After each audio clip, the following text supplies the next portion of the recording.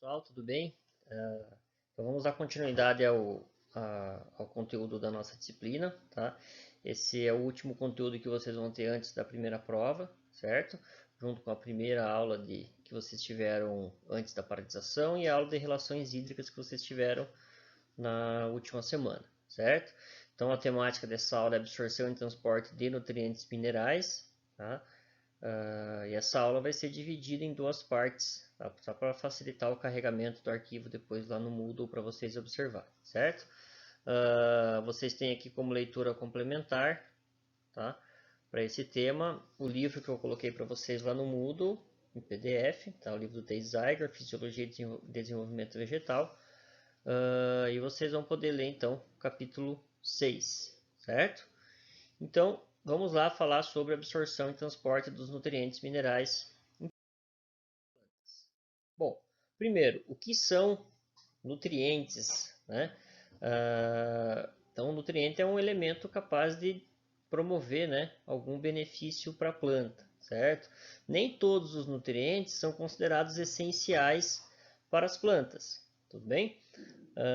Para que um elemento seja considerado como essencial, ele deve preencher pelo menos três requisitos. O primeiro deles, esse elemento deve participar diretamente de algum composto ou de alguma reação, sem a qual a planta não sobrevive. Tá? O primeiro critério. Segundo, na ausência desse elemento, a planta morre antes de completar o seu ciclo. Ou seja, muitas vezes a planta pode chegar a germinar, se desenvolver, mas por algum motivo, né, a falta desse determinado nutriente vai fazer com que ela não consiga completar o seu ciclo em termos de florescimento e produção de sementes. Tá? E o terceiro critério, esse nutriente deve ser insubstituível, não devendo apenas melhorar condições físicas, químicas ou biológicas desfavoráveis ao meio. Tá? Nesse caso, se ele somente melhorasse as condições da planta, ele seria chamado de nutriente benéfico, como acontece em alguns casos, certo? Essas determinações normalmente são feitas em experimentos com exclusão, tá? O mais comum desses experimentos são feitos em soluções nutritivas, né? Feitos em hidroponia. Coloca-se uma solução com todos os nutrientes, menos determinado nutriente que está sob investigação, certo? Se sem esse nutriente a planta não completar o seu ciclo, tá? E esse nutriente não puder ser substituído por outro, que pode acontecer em algumas situações, e aí sim esse elemento vai ser considerado como essencial. Tudo bem? Bom, os nutrientes essenciais são ainda divididos em nutrientes orgânicos e inorgânicos. Tá? Os nutrientes orgânicos são aqueles que as plantas têm a capacidade de adquirir através de moléculas de água e do CO2. Então são eles aqui, ó, carbono, hidrogênio e oxigênio. Tá? Os nutrientes minerais, tá? Eles vão ser ainda divididos em macro e micronutrientes baseado, né, na quantidade deles que é absorvida pelas plantas. Então aqui macronutrientes, né, uma escala maior de absorção, ou seja, eles estão em maior concentração dentro da planta, e os micronutrientes que vão estar em concentrações aí muitas vezes micromolares, né, ou nanomolares até, dependendo do tecido vegetal. Tá? Todos eles são essenciais, certo? Mas alguns vão estar presentes em maior concentração e outros vão estar presentes em menor concentração. Macro e micronutrientes, certo? São considerados como macronutrientes nitrogênio, fósforo, potássio, magnésio, enxofre, em alguns casos o silício. Tá? São considerados como micronutrientes cloro, ferro, boro, manganês, sódio, zinco, cobre, níquel e molibdênio. Tudo bem? Bom, antes da gente falar da absorção dos nutrientes, é importante lembrar que para que o nutriente seja absorvido, tá, ele precisa primeiramente estar em contato com a planta. Tá? Então nós vamos falar hoje bastante da absorção radicular de nutrientes, depois lá no final da aula, na segunda parte, a gente vai falar um pouquinho sobre a absorção foliar desses nutrientes, certo? Para que o nutriente seja absorvido, então ele precisa estar em contato com o tecido radicular, ou seja, com as raízes. E esse contato ele pode acontecer de três formas, certo? Então aqui vocês têm uma ilustração da raiz, tá? Primeira forma de contato, o contato por fluxo de massa. Esse é um contato que tem uma alta dependência, muitas vezes, da movimentação de água no solo. Tá? A água se movimenta por fluxo de massa. Tá? Esse movimento pode ocorrer através do fluxo transpiratório, que nós estudamos na última aula. Então, a água é puxada, sugada para dentro da raiz, e esse fluxo de massa vai arrastar nutrientes e deixá-los em contato com a raiz para absorção. Tudo bem? Então, o fluxo transpiratório pode atrair esse nutriente para próximo da raiz, mas nós podemos considerar também que o excesso de chuvas, né, a percolação da água no perfil do solo, tá, ela pode arrastar nutrientes também, né, em direção ao lençol freático. Nós chamamos esse processo de lixiviação de nutrientes. Tá? Os dois processos ocorrem por fluxo de massa. Tá? O segundo processo, né, ou mecanismo de contato do íon com a raiz, é o processo de difusão.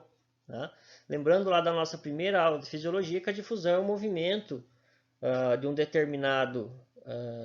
determinada substância em função de um gradiente de concentração. Tá?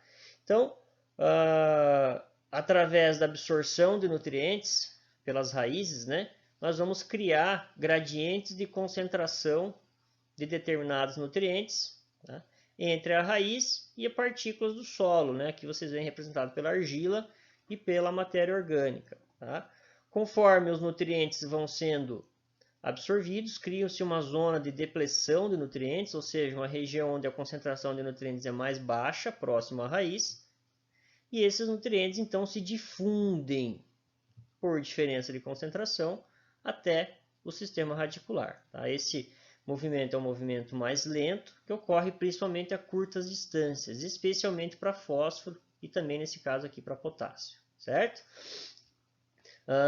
Esses dois primeiros mecanismos, é importante vocês lembrarem que existe uma dependência, né, do movimento ou da presença de água no solo para eles acontecerem. Tá?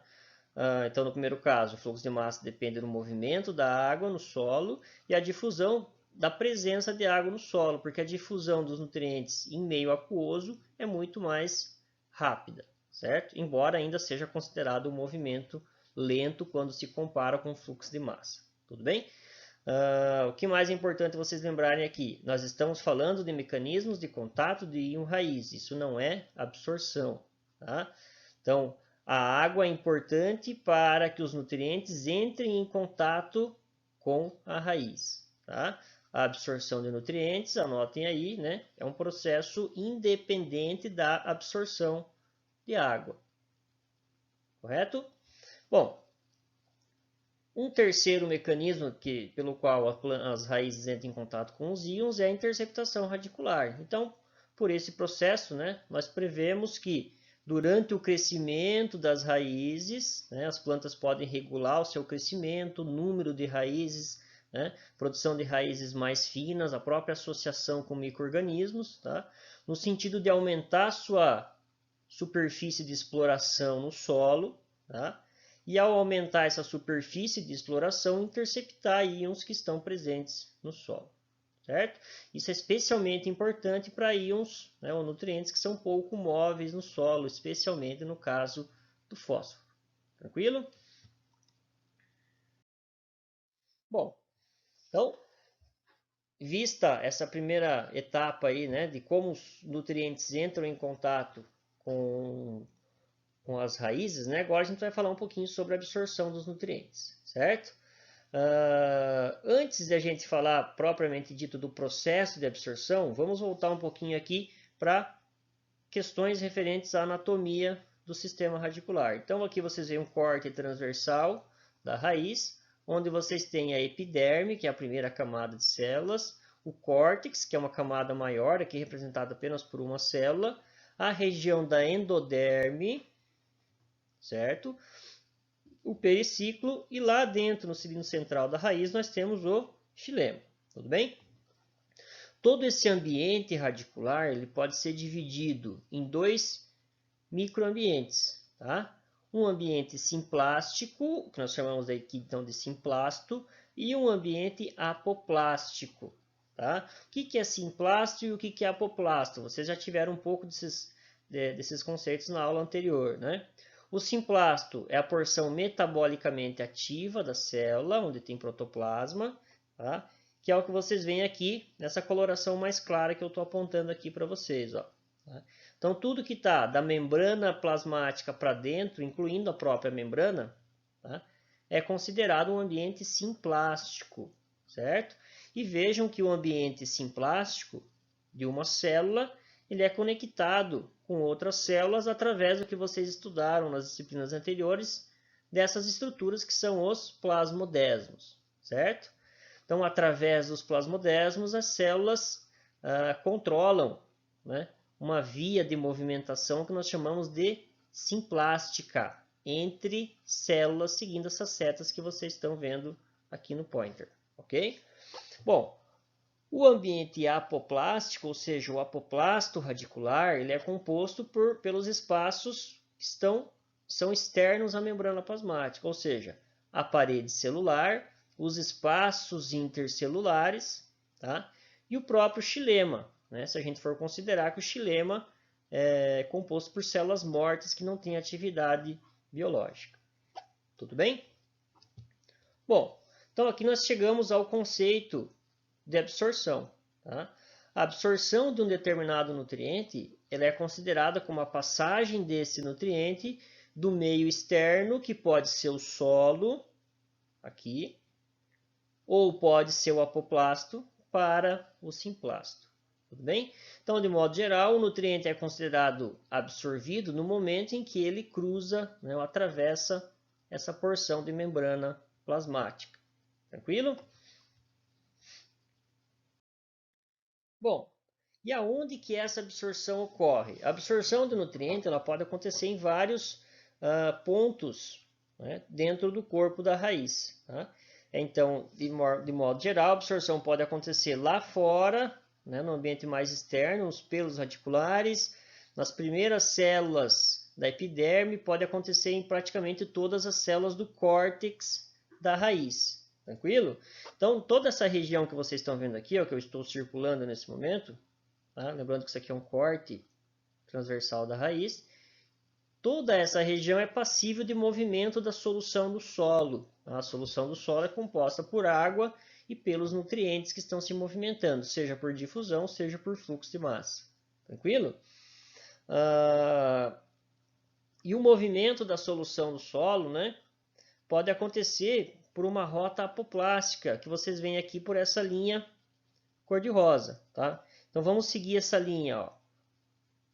Temos os nutrientes e a água se movimentando, tá? Pelas paredes celulares, atravessando os espaços intercelulares, tá? Por aqui, até chegar aqui na endoderme. Tá? Esses nutrientes, eles não foram absorvidos ainda, como a gente vai ver daqui a pouquinho. Tá? Lembrando que para absorção, esse nutriente precisa cruzar a membrana plasmática. Quando esse fluxo de água ou de nutrientes chega na região da endoderme, ele vai se deparar com as estrias de Caspary. Então, característica da endoderme é apresentar estrias de Caspary, que é essa região com deposição de suberina, tá? Que torna a endoderme uma barreira intransponível por vias apoplásticas. O que significa isso?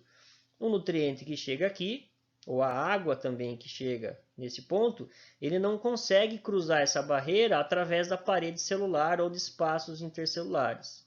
Tá? Obrigatoriamente, para que ele siga em frente e chegue no xilema, ele precisa cruzar a membrana plasmática, tá? E seguir então uma rota simplástica, tá ok? Dentro disso, então, ó, aqui eu circulei para vocês vários pontos possíveis onde tanto a água quanto os nutrientes podem ser absorvidos. Né? Então, aqui, ó, onde você tem circulado as flechinhas azuis, é o exato momento onde o nutriente atravessou a membrana plasmática. Tá? Células da epiderme, células do córtex, tendo como ponto final possível para absorção a endoderme. Tranquilo? Então, essa é uma rota de movimentação de água e nutrientes que nós chamamos de rota apoplástica, ok? E aqui em azul vocês veem uma rota simplástica. O que aconteceu aqui? Ó? Já aqui na extremidade do pelo radicular, o nutriente X foi absorvido, ou seja, cruzou a barreira da membrana plasmática, e aí nós temos ele se movimentando pelo protoplasma, né? Através dos plasmodesmos até chegar no xilema. Tranquilo? A saída do nutriente e também da água, tá? Das células do periciclo ou da endoderme para o xilema, elas vão envolver de novo, como vocês veem aqui, uma mudança de coloração da seta. Tá?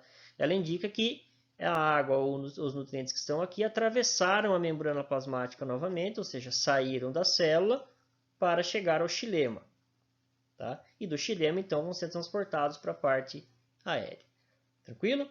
Então, prestem bastante atenção, né, nessa movimentação que eu estou mostrando para vocês. Vejam, revejam, tá? Para ficar bem fixado na cabeça de vocês. Alguns nutrientes, como é o caso do cálcio, nós vimos na aula passada, lá na sinalização para o fechamento estomático, que o cálcio é um importante sinalizador celular. Tá? Então, a presença de cálcio no simplasto celular, ou seja, lá dentro do citoplasma, ele pode causar perturbações na sinalização celular. Tá? Então, para que isso não ocorra, as plantas desenvolveram alguns mecanismos para absorção de cálcio por uma rota apoplástica, ou seja, sem que esse cálcio necessite entrar nas células. Tá? Aonde que essa absorção ocorre? Ela vai ocorrer principalmente nos ápices radiculares, que são regiões que ainda estão se diferenciando. Tá? Vejam aqui, ó, isso aqui é uma ilustração do ápice radicular. Tá? Aqui nós temos a epiderme, tá? Aqui é a região de diferenciação, células do córtex, tá? E aqui é onde vocês teriam a endoderme, tá? Pontuada aqui com essa coloração verde. Percebam que ela só vem até próximo da extremidade. Existe uma região do ápice da raiz onde nós não temos a endoderme. Então, nessa região seria perfeitamente possível a solução do solo, né? E nesse caso, principalmente o cálcio, se movimentar exatamente por essa região. Então, é uma superfície extremamente restrita em termos quantitativos, né? Que vai fazer com que o cálcio saia da solução do solo e possa chegar diretamente no xilema, tá? Seria uma exceção aí, né? O movimento apoplástico do cálcio para absorção. Bom, esse espaço, né, de células que nós acabamos de ver, né, no ambiente radicular, ele é chamado, a grosso modo, de espaço livre aparente. Tá? Seria todo esse espaço de apoplasto que nós acabamos de observar nos slides anteriores, certo?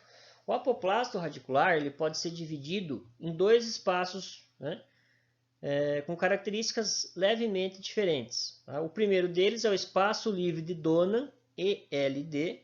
Tá? Esse espaço livre de Donan ele é caracterizado por poros pequenos, tá? Nanoporos, então espaços mais estreitos, podemos dizer assim, que determinam a distribuição de íons no interior da parede celular e dos espaços intercelulares. Tá?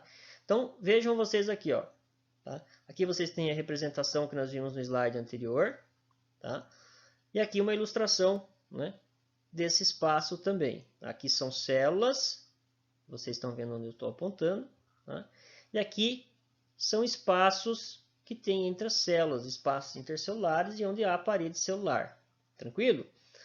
Mais para fora aqui vocês têm o solo. Aqui uma partícula de humus, aqui uma partícula de argila e aqui a solução do solo. Percebam vocês que ao redor do humus e da partícula de argila existem cargas negativas. Tá? Vocês ainda vão estudar, alguns já estudaram isso lá na fertilidade do solo, tá? Que esses resíduos de carga negativa são chamados de CTC, ou capacidade de troca de cátions, certo? Essas cargas negativas têm o potencial de atrair, né, cargas positivas dos cátions que estão no solo. Tudo bem? Vejam vocês também que ao redor das células da raiz também existem resíduos de carga, ok?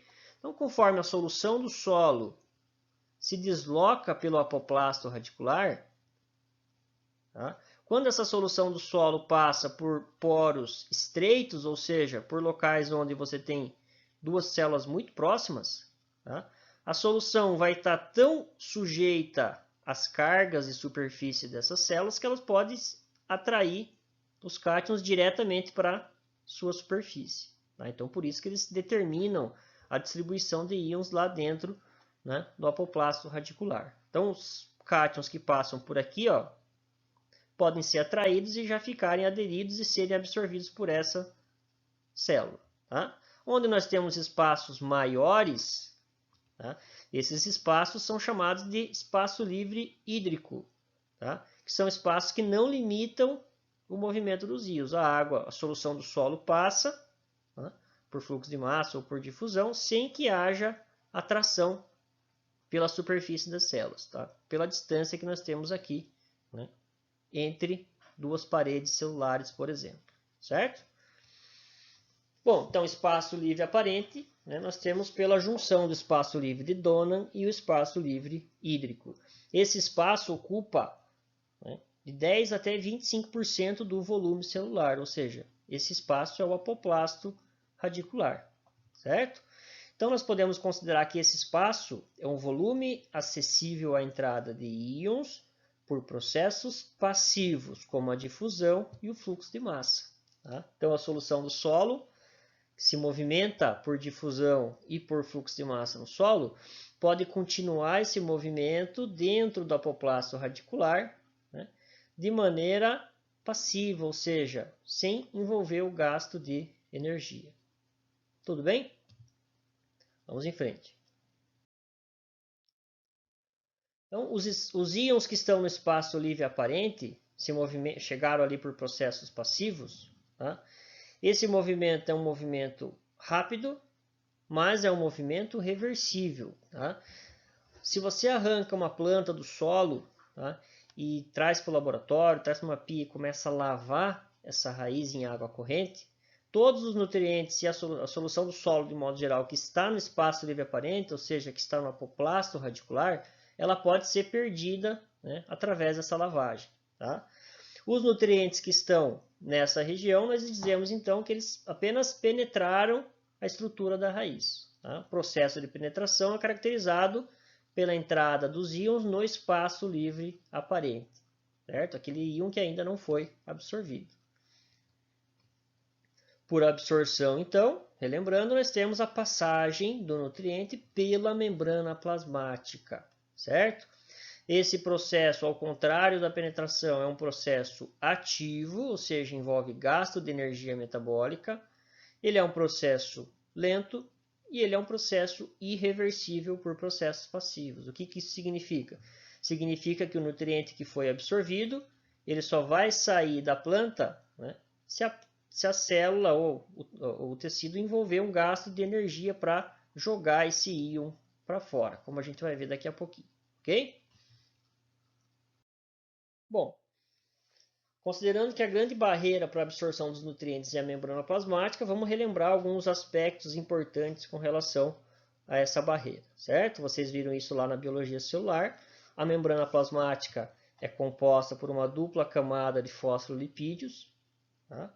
Com caráter fluido, que pode ter uma quantidade variável aí das chamadas proteínas integrais. Então, existem proteínas que são aderidas a membrana plasmática, proteínas que são periféricas e as proteínas integrais, que são aquelas proteínas que atravessam toda a estrutura, né, toda a extensão da membrana plasmática. Essas proteínas integrais são extremamente importantes para o transporte de nutrientes. Elas determinam a seletividade da membrana.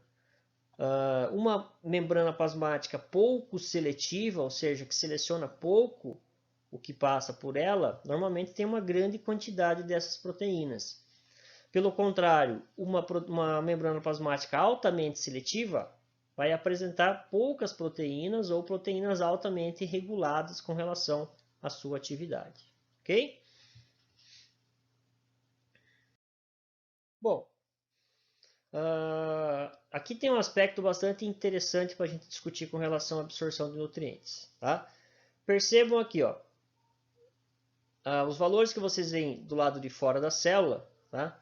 São variações aí dos teores médios de alguns nutrientes no solo, tá? Na solução no solo. Aqui vocês têm o potássio, 0,1 a 1 milimol, fósforo, menos de 1 micromol, nitrato, amônio, né? E as suas concentrações também, entre 100 micromolar até 1 milimolar, certo?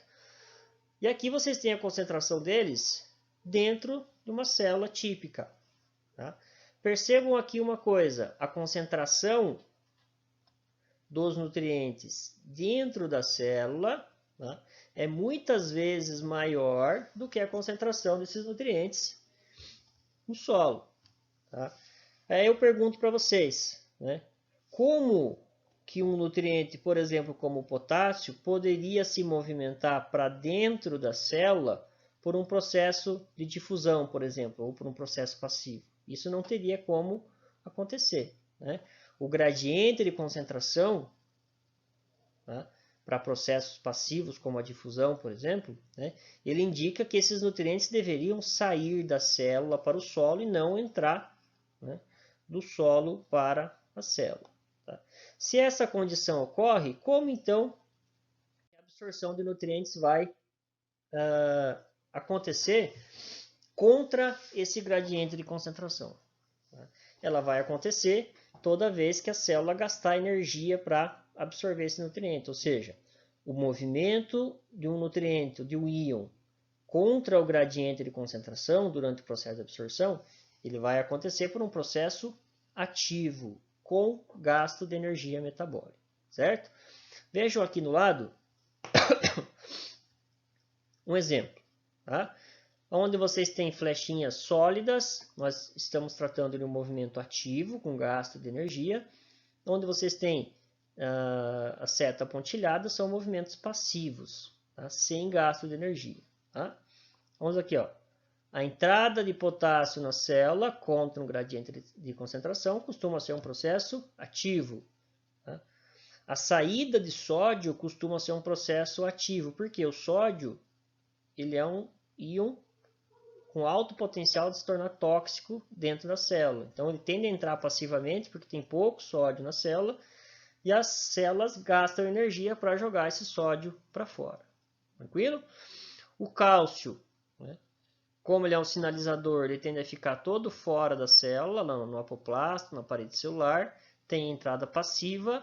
Depois dos eventos de sinalização, esse cálcio é jogado para fora de maneira ativa. Cloro, né, entrada ativa, saída passiva. Nitrato, entrada ativa, saída passiva. Fosfato, aqui, ó, entrada ativa, saída passiva. Toda vez que esse movimento ocorre contra um gradiente de concentração, nós dizemos que esse movimento, né, é ativo, ou seja, ocorre com gasto de energia metabólica. Tudo bem? Bom, antes da gente falar do movimento dos íons através da membrana plasmática ainda, né, vamos falar sobre o potencial de membrana. Vocês estudaram um pouco desse potencial lá na biologia celular, tá? Onde vocês observaram que a membrana apresenta uma diferença de potencial, né? Uma diferença de cargas elétricas entre a sua porção interna e a porção externa à membrana plasmática. Tá? A célula possui esse potencial, certo? Então, quando você coloca aqui, nesse caso, um microvoltímetro, tá, numa solução, tá, e o outro eletrodo dentro da célula, tá, nós conseguimos medir uma diferença de voltagem, uma diferença de carga elétrica. Esse potencial de membrana, tá, que nós conseguimos medir, ele apresenta um componente elétrico e um componente químico que nós já vamos estudar, certo? Então, a grosso modo, nós dizemos que o potencial de membrana é chamado de potencial eletroquímico de membrana, porque existe um potencial elétrico e um componente químico que determina esse potencial. Então vejam vocês aqui, ó. Aqui nós temos a ilustração de uma célula separada pela membrana plasmática, que vocês veem aqui em azul. Tá? O meio externo da célula tem um pH de 5,5, o apoplasto, e o citoplasma com um pH de 7,2, certo? Percebam vocês, tá, que existe uma maior quantidade de íons potássio dentro da célula do que fora da célula. Bem?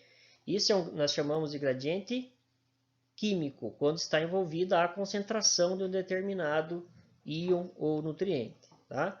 Então, o gradiente químico para potássio indica que tem mais potássio dentro da célula do que fora da célula. Esse potássio deveria sair da célula, certo? Mas vejam vocês que existe uma grande quantidade de cargas negativas aderidas à membrana plasmática e aos compostos, né, aos componentes internos da célula, certo? Esses resíduos de carga, né, podem ser dos próprios componentes da membrana plasmática e das organelas, mas também pela presença de ânions, como o cloro, por exemplo, na porção interna da célula, certo? Quando nós tratamos da existência de cargas, ou da diferença de cargas entre uma região e outra da célula, né, dentro e fora da célula, esse componente é chamado de componente elétrico ou gradiente elétrico. Tá? Nós temos mais cargas negativas dentro da célula do que fora da célula, certo? E aí vamos olhar de novo aqui o potássio. O potássio é um cátion monovalente, ou seja, ele tem um resíduo de carga positiva. Tá? O potássio pode se movimentar através de um gradiente químico por difusão. Quando você tem uma maior concentração e uma menor concentração, ele vai do mais concentrado para o menos concentrado. Mas como o potássio é um cátion, ele também pode ser atraído por cargas negativas. Lembrando que cargas opostas se atraem, certo?